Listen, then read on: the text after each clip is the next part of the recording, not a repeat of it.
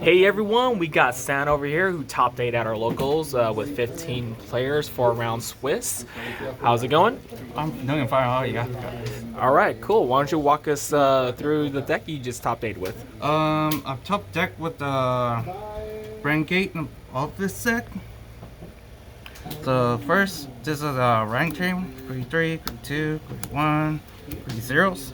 This is a rank chain line. And grade 3s, I'm running grade 4 Office. This deck is like, if you have 2 orders, it gets plus 15 and plus 5 for every orders, and you have 2, it gets Alright, take your time. plus 5. And if you have two or more, you get a token for 3 tokens. So it's pretty good for early rush.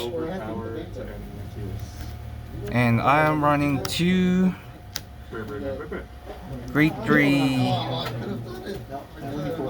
Javelin.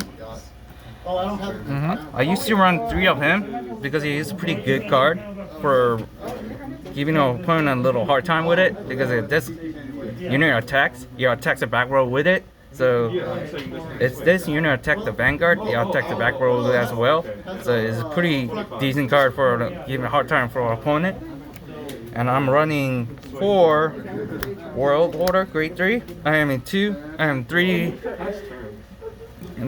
Great World. 3 copies? 3 copies of this. This card is pretty decent. I used to run 2 because I think it's not really helpful. So if you play this card in Soul Blast 1, you choose one of your opponent Wheel Guard and retires it. So late game, if your opponent is like grade 2s and trying to intercept it, this card is pretty good for blocking it. And run 4 and 3 grade 2 orders. It's pretty good for early rush trying to do it. If you play grade 2 and then it calls it, Soul Blast it, you draw a card and give one of the grade 2s gets plus 5,000 for it. So it's pretty good for the grade.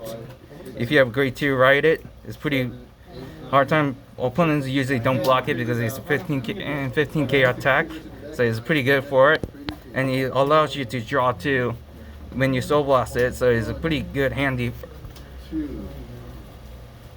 Sorry, it was supposed to be 4. Sorry. 4 copies? 4 copies of it. I miscount that. Sorry about that. And I'm running 4 of the grade 2. Earlier that I was talking about, this is grade 2. If you have a world or dark zone, it gets plus 5. So it's an early rush. Opponent doesn't want to deal with it. This is 15k attackers.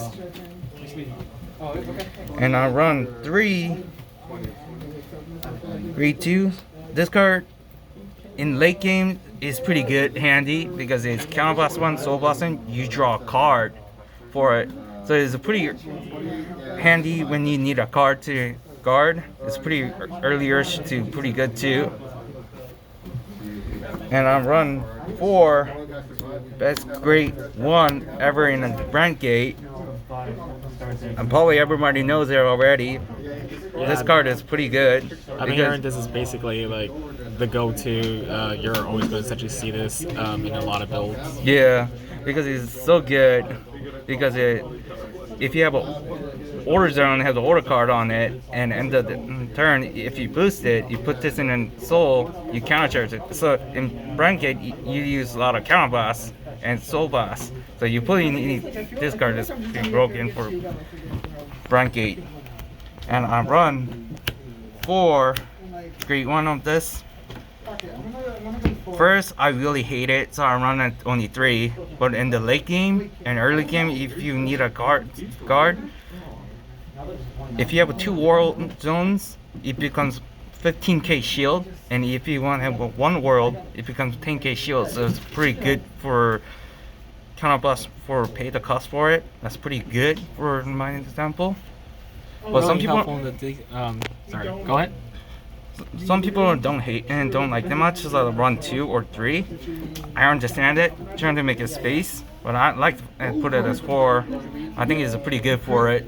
You feel safe having 4 copies? I honestly, it's pretty good safety, and if you need a discard to chain ride it, it's pretty good. And of course, you run 4 perfect guards. If you have a 1 card or less, it becomes a free guard. So yeah, better than trial deck. And run 8 crits.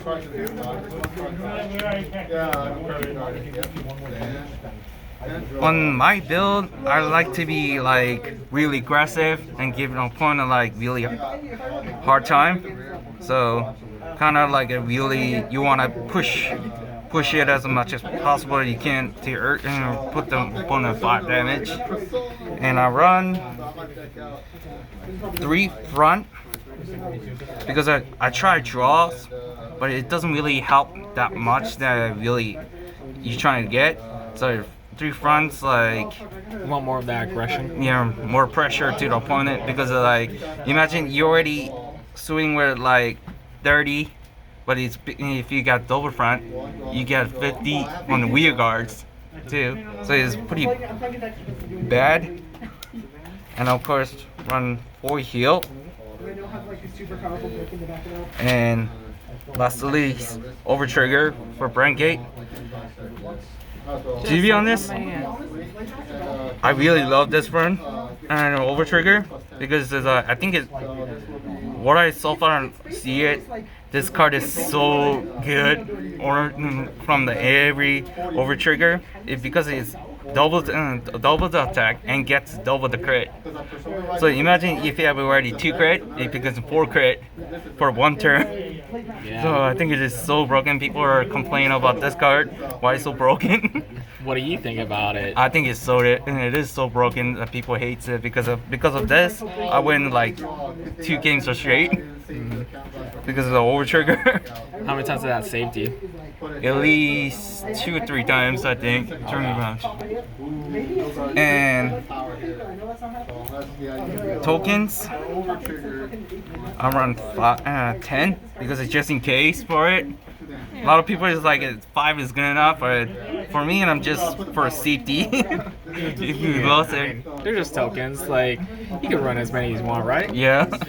And by the way, there are 15k for each one in grade 1s. So imagine if you have office grade 3